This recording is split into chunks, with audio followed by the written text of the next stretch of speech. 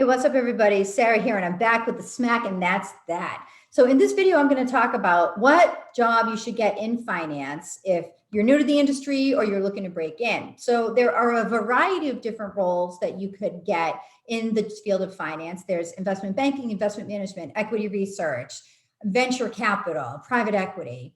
There's budgeting, reporting, there's being an actual financial analyst, not an investment analyst, but a financial analyst. Involved with the corporate finances of the company. There's all kinds of roles. You also should understand that there are roles that aren't necessarily involving the numbers, but that are also very integral to the company. So there's operational roles, there's marketing, sales roles, all of that, okay?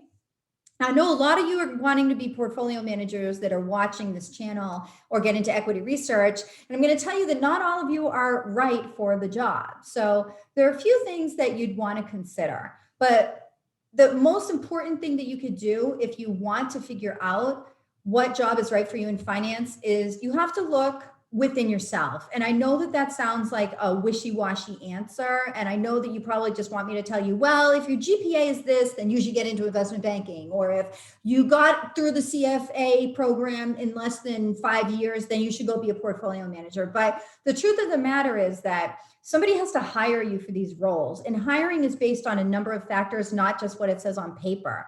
A lot of it has to do with your personality and how well you would actually be able to perform in these types of positions. So what you've got to do is I want you to look back and I want you to come up with 3 things. One is I want you to look at the biggest success that you've had in your jobs in the past and what drove that success. So maybe you were somebody that took a lot of initiative and you were able to organize people to get something done for your company, right? That's great leadership. Maybe you're meant to be management or not necessarily on the technical end of it.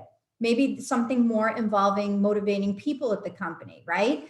Or maybe you just have great reporting and data analysis skills. And in the past, you've been the top performer in terms of creating analyses or doing, using Excel or whatever. Like maybe you've gotten accolades for that at your company.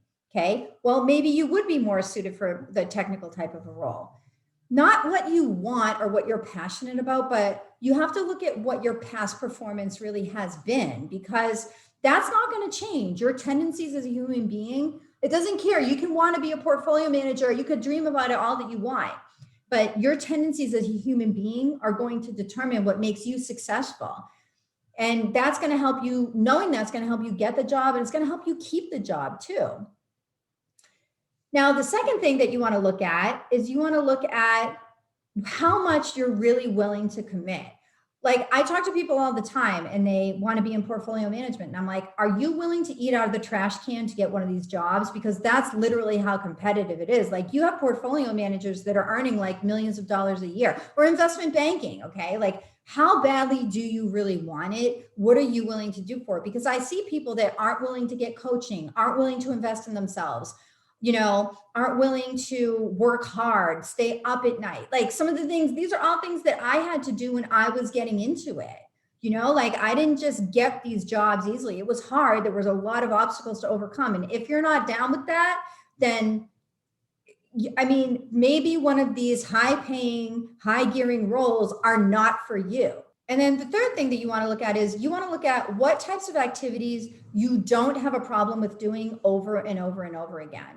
And that's important because, again, your natural tendencies and what makes you bored and what makes you excited, that's going to determine how well you do in your role. Like for me, I can't stand pounding spreadsheets. Like I can't stand data entry and data analysis.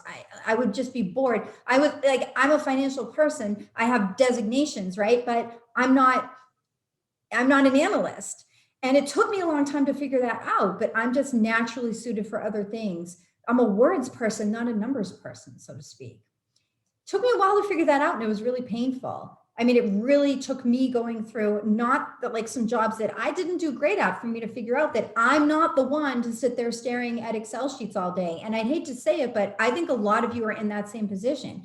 What is the grunt work that you could put up with and be happy doing and not get tired of it and not hate your job and not start to trail off and not start to get distracted and wish that you were doing something else? Like What is that work? That work that you could just do all day and be happy doing it.